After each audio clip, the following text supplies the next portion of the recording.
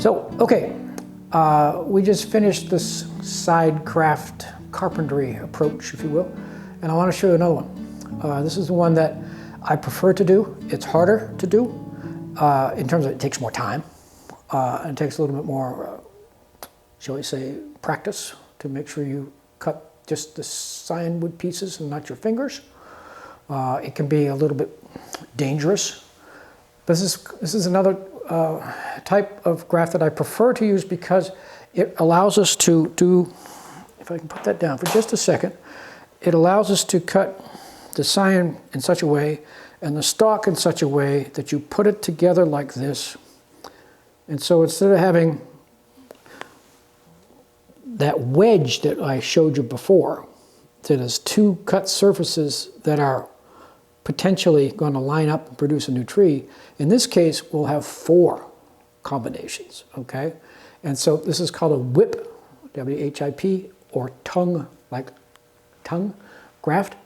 And it's one that's preferred because it's much stronger. It's much more robust in terms of the carpentry. And if you, shall we say, screw it up on cutting this area, you can always maybe still get something if you cut it on this side, okay? And I'll show you how to do it here. I'm gonna stand up now, and real quick, I'm gonna talk about, here we go again, here's another cyan piece, yes?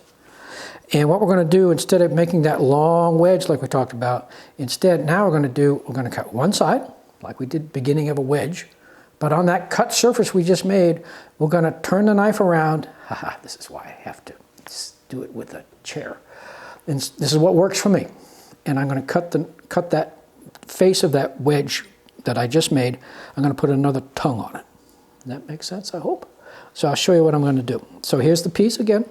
Again, we're going to try, if everything goes right, we're going to have 2 cut surfaces here, and I'm going to do the same thing on this, on the understock, 2 there. I'm going to put them together. We hope it all works, okay? And again, it's always good when I have an audience. So I'm going to work with, there's this bud right there that I think we can see, and that one right there. So those are the ones we're going to start with. We hope that if I cut it right. Okay. Another thing with a cyan wood, whether it's this long or it's this long or it's this long, you always start at the bottom and you always work up. Okay. And depending upon how many you have to do, you can assess how many buds do I leave. And so simple, straightforward stuff. So here we go again. Back to my story about starting here and ending there.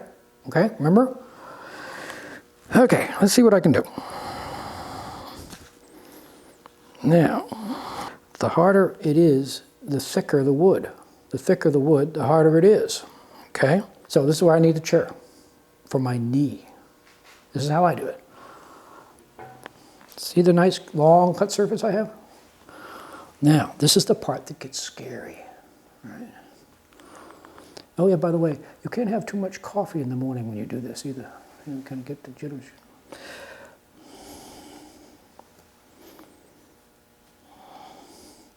So I put a tongue on this. You can see, I think I can show you if I can get my fingers down in there. See the tongue on there? Perhaps you can see, okay? We're going to make a corresponding cut on the understock, the rootstock, and hopefully we're going to make magic happen here, okay? Again, don't touch it with your fingers, the cut surfaces.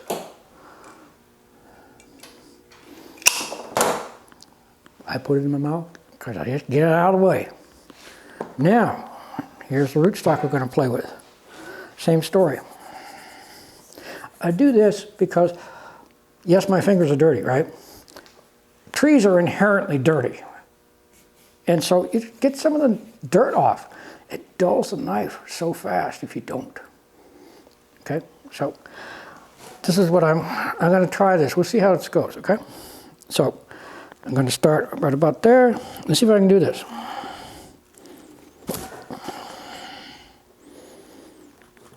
I didn't cut it very well, sorry. We're going to make it work, regardless. Still not too bad. So again, just like I put a tongue on this, I'll put a tongue on this. like that. That was easy. So this is way too long. Cut that off a little bit, make it a little shorter. And we're gonna go like this, about like so, about like so. Now, so what we have done is we've put the pieces together like so, okay? And we can, maybe you can actually see, we have this tongue coming up and having a tongue going down. And on either side of those two tongues, instead of just one, we will have, we hope, a much stronger union, okay? How do you handle it beyond that? Oh, by the way, look what I did wrong. I told you earlier on another segment about, see how the sign pieces, whatever it is for diameter, didn't cut it right, did I?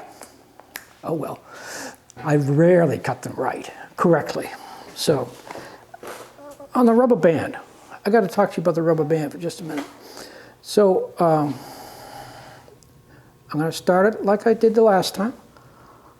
Go like so, easy peasy, very simple. Remember I told you about, I showed you that you tended to wrap it like a helix spiral. Down I go down, some people go up, I don't care. Why do you leave a space? Why do you bother? And I'll show you an example here in just a second. I can retrieve some of those trees we looked at when we first started talking together. And go like so. I'm here to tell you right now, some people, this business about putting a rubber band on, they never get it. They just have real troubles with that. And other people, it's, yeah, it's like getting out of bed in the morning, no big deal. So, but why, back to, why do we leave a space? Remember we have the, you know, the cell respiration, the callus formation, all this other good stuff we've already talked about, yes? The callus formation results in rapid cell division and the growth, that callus development. It has to go somewhere. Where does it go? In between all of these little wraps. I'll show you of what they look like a month later from today. And the result is that, you know, there's this bump and a bump and a bump and a bump in between the wrap and the wrap and the wrap and the wrap. And that's why we leave the spaces. Now, not that I'm a conifer guy, I am not. But I know in pines and spruces and firs and things like that, you don't leave a space. I'm not really sure why, but you'll have to ask people who propagate those genera, and they'll tell you more about it than I can. And again, the tape is, you know, this great stuff. And if you run out of length of a tape, put another one on. You're not going to hurt anything. So it doesn't have to be, this is the non-rocket science way of doing things. And if you cover up the bud that you want, which is right there, I think you may be able to still see it from there. If you cover it with one layer, great. You cover it with at least one. But 3 or 4 or 5 or 6, doesn't matter. The bud will pop right through it, that's the thing. Just like that walnut tree I showed you earlier. It just pop right through it. So it won't inhibit the development of the shoot. So that's it. So, and then put another, remember the label, with the date on it. Put that on, ready to go. That's how we do it. And whether I do it with red oak, or we do it with chestnuts, or we do it with walnuts. That's the sweeter species we play with here, the taxa that we play with here. Those are the ones that we do, and we do them variations on a theme pretty much throughout. And certain people, guess what? I like to use this method. It works for me. Other people like to use that side grafting method. It works for them. And different ones, different types of trees. Chestnuts are super easy. They're really hard to cut because they're like cutting rocks. But they're very easy to manipulate in a grafted situation. So we just use the side graft because they're quicker and easier.